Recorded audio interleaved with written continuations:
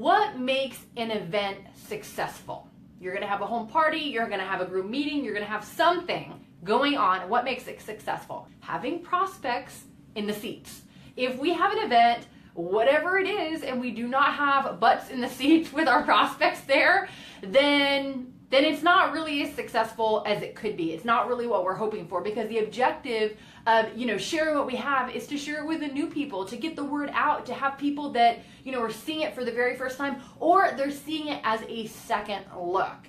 So that's what makes an event successful, right? It's having prospects in the room. Otherwise, you might go through all the motions of getting everything ready, and then it's kind of a little bit of a letdown. I don't know if you've ever experienced that for yourself, or maybe you had somebody in your organization that you put a lot of energy and focus into something, and you're like, shoot, I thought I was going to have all these people come. So how do we get people to show up? That is the question, and that's what we're going to talk about tonight.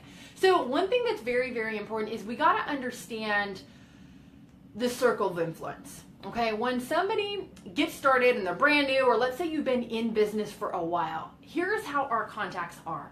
If we're going to put this on a level from hot to cold, we have a different degree of heat with each and every prospect, right? Here we are, we're just getting started, and we have our warm market, people that they're close to us, we see them all the time, maybe they're our coworkers, maybe they're people that we see at church, maybe it's, people that we're always around, right? Those are the people that you see all the time, and those are great to invite for a home party or some type of an event where it's like your friends, so they're gonna come, right? Then you have your less warm, where people that you know them, they know you, but maybe you only see them every now and again, and you probably don't talk that often. And then as the further out we get in our sphere of influence, are people that, we really don't have tons of rapport. Like, they know who you are probably by sight, but they maybe wouldn't necessarily know your name if you called. Those type of people. So that's kind of how life works. And so when people have a home party and they make their list and they just like, I'm gonna invite everybody, and they invite the warm market and the less warm, and then the people that are like, they're lucky if they know who you are when you call, those kind of people, and they don't get the turnout that they're hoping for, it's because we're treating everybody the same. From the nucleus of friends that you're tight with, to the people that you know so-so, to the people you hardly ever know. If we treat everybody the same, we're not going to get the same results. Why? Because our relationship with that person is on a different level. So who is a home party for? It's for that core group, right? It's for people that are like close to you, you see them all the time, they maybe been to your house before. Those are the people that are going to come to a home party because that's what they do. I mean, they're tight and they're going to come over. Who is probably not going to come? Or maybe you're going to have to invite them a couple of times or something like that. The people that are further out, right? The people that you don't see as often, the people that are not quite as tight with you, okay? So let's talk about your home party invite for your close group, okay? So typically what I like to do is, if I'm going to do an invite for people that, we want to have them over to the house, how are we going to set this up? So you can be texting, you can be Facebooking, or you can be dialing, whatever the case is, whatever you're comfortable with, and really however you normally connect with that prospect is going to be, it's going to give you the advantage. Because if you do something that you don't normally do, people are going to be like, what happened? Like, why are you doing that, right? So just be yourself. So how are you going to connect? Well, usually a great way is, if you're going to have your party, tonight's Thursday, hey, what do you have going on Thursday night? You're talking, you might be texting, hey, so-and-so, how are you? Oh, I'm doing great. Hey, what you got going on Thursday?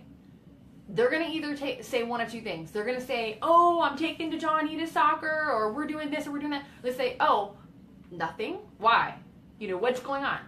And so that's what's going to tell you what you're going to move forward, or if you're not going to move forward. If they say that they're booked, obviously you're not going to proceed with the invite, right? But if they say that they're not booked, or like, hey, what do you have going on? I always am just like, hey, perfect, book your calendar. You're coming to my place, having to get together with some friends, came across something, it looks like we can help some people and we can make some money. And I thought about you. Are you game? Can I count you in? And usually with an invite like that, your warm market, they're going to be like, okay, sure, I'll see you then. And that's kind of how that goes. Now, let's talk about people that are your lukewarm, or basically your cold market, people you're just meeting, or people very, very surface and you don't know them well at all. Like maybe the clerk at, Publix or Kroger's or wherever you live, or, somebody that is, somebody you don't know well, but you maybe would know them by sight. And so let's talk about how we're going to talk to those people. So there's kind of a stair-step process that takes place in what we do. When somebody, first gets an introduction, there's all different ways that we can introduce this to them. We can introduce it to them by, hey, let's have a conversation, and you can send them a video. You can introduce it to them by meeting for a one-on-one. You can introduce it to them by introducing it some way. Maybe you have a product and you're going to have them try your product. So those are a couple of different ideas. Now, what I find for myself, if I meet somebody, and let's say I met someone and, they were the person that always takes my dry cleaning. And now if I'm like, hey, I'd love to invite you to something, it's a get together at my house, the odds of them coming, not very high. But if I have some other experience with that person before I want to try and get them to my event, and I'm like, hey, listen, I do business with you. How about we make that mutual? Here's what I have. Let me share a little bit about it with you. And you can talk a little bit about what it is that you have and have them try your product, or, kind of give them an overview. Based on the temperature read there, you can either go for a one-on-one, or you could say, hey, listen, I got a scoot, but, I got something I can send you that's going to be a little bit more information. If I send you a short video, would you watch it and give me your feedback?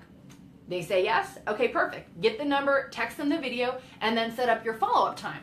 Once that person that's like on your lukewarm or your cold market has had some kind of exposure, whether it's like a video exposure or whether you're like, hey, listen, I gotta run, but I'd love to share more about it with you. Maybe we can hook up for coffee sometime. What's your schedule look like? Maybe we can meet up at the Starbucks around the corner. And so you do a one-on-one. Now, video or one-on-one is a perfect introduction to what you have, because why do people come to parties and events? They come, obviously they're going to get the information, but they're coming to get social proof. Especially if you show this to them already, they are coming to sign up, my friends. Okay? That's why they're coming. Maybe they're going to bring their spouse. Maybe they're going to bring their friend. They're going to bring somebody along with them, but they're coming to look for the second time. And here's what happens. If you let's say you have an awesome event coming up, the owner of your company is going to be doing all these events. It's going to be awesome. And you're going to bring someone. And this is going to be the first exposure. That's great. And that's awesome to bring somebody that's seeing it for the first time to something that's up here. But if you did a one-on-one, or you had them watch a video and then they came to a home party and they saw it a little bigger and they're like, man, there's leaders, they're right here in my area, they're doing this part-time, some of them have replaced their income, some of them are driving Mercedes or BMW or whatever your car program is, Lexus, right? They're driving these awesome cars. If they can do it, shoot, maybe this will work for me and my family, right? And so they get the idea that not only is it working for you, the one that introduced it to them, but it's working for all these other people. And so the stair-step approach is awesome because that allows the prospect to see it a little bit bigger each and every time. What happens, and what sometimes is a problem, is when we take somebody that is, lukewarm or cold market, and we want to jump them right to the same spot that we would somebody that's like our bestie. Is not going to have the same results, right? And so we just got to consider that when we're talking to the people that we want to invite to something. Oftentimes, when I have a new person and we're going to get them launched, I'm like, hey, who are your 8 players that we're going to go meet with individually? And then who's everybody else in your family that, hey, they're going to come on over because they come on over anyways, and they're your friends and they're your neighbors and all of them. Those are the people we're going to invite in, kind of mass style where everyone's going to come check it out. But the people that are the marquee players, we want to give them FaceTime. We want to get with them individually so that they can see it. Then when we invite them to the party that's going to be taking place later, now they're seeing all the social proof of everything that's going on. They've already had an introduction. They're already their product. They're now bringing back their spouse, and they are coming in to sign up. So those are my thoughts on inviting for events. Just kind of remember, everybody that you have on your list of contacts, you have a different level of trust and a different level of relationship with each and every person. So you don't want to treat everyone the same, because they're not the same, right? Your influence with each and every person on your list is going to be different. So we have that. And then we also have the second part to consider, which is, if there's somebody that you really think dude, they could knock it out of the park. Give them FaceTime. Do a one-on-one. If there's someone and you're like, I'm not too sure, hey, have the conversation. See if they're open. Say, hey, listen, love to have you check out what I'm doing. I've been bringing my business here a long time. Why don't you take a look at what we have going on and see if we can make that mutual? Perfect. They're open. Awesome. Hey, I got to scoot, but you know what? Do you have a couple minutes right now? If I send you a short video, would you watch it and give me your feedback? Yep. Okay, awesome. Perfect. Shoot them the video, get the follow-up time, and then you are off and rolling from there. And then based on the feedback from the video, you can say, hey, based on their feedback, do I want to invite them to an event, a party, a local meeting, or do I really want to sit down with them and let's talk some shop? Let's do this one-on-one, and I can find out what they see in this for themselves.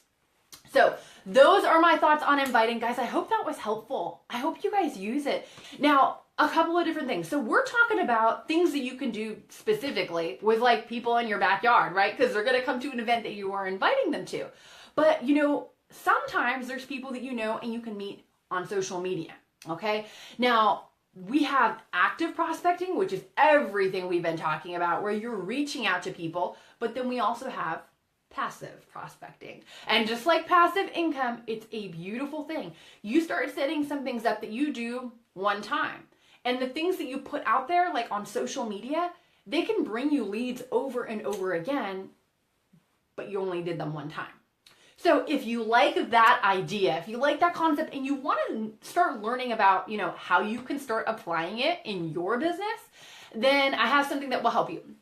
If you click on the link that's listed here in the description, it is going to be the 4 essential elements for attracting prospects using social media. There's a couple of different bonuses in there. It is a special training. And so click on that and it will get you access to what I am talking about. So you can learn more on not only how to, you know, prospect and reach out to people, but even better to have them reaching out to you, my friend. Now, if this was something that you found helpful, you've been on, you've listened to everything, and you're like, shoot, we need our team to know about this, then feel free to pass it along. Right when we finish, we're going to jump off. There's going to be an opportunity for you to share the replay. You can share the replay or you can tag some people so that we can help as many people in our incredible profession as possible. So that is it for tonight, my friends. Take care, be blessed, and I will see y'all next time. For more great training and to receive your free MP3 download on how to attract prospects using social media, the 4 essential elements to attracting prospects, visit summergeronimo.com.